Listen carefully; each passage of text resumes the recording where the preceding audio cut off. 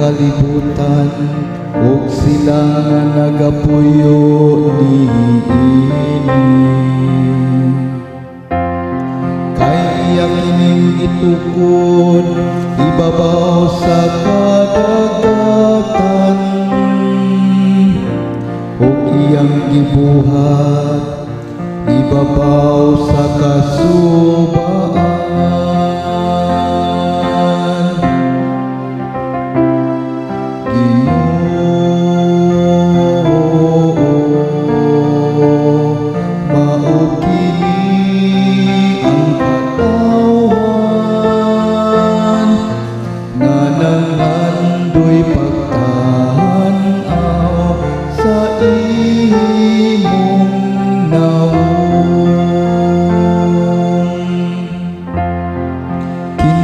Makatunga sa bukid sa Ginoo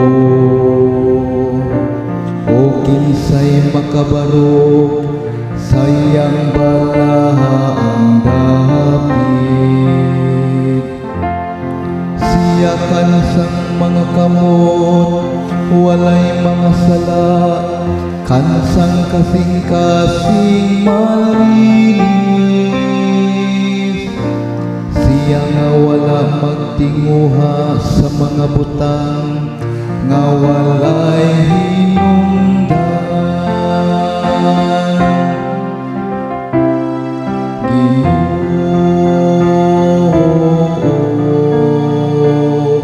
mao kini ang katawan, nga nangandoy pagtanaw sa imong naong.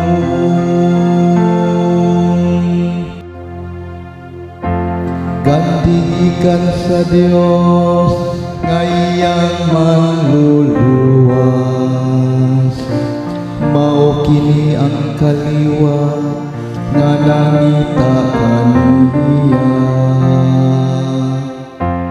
nga nangita sa naong sa Dios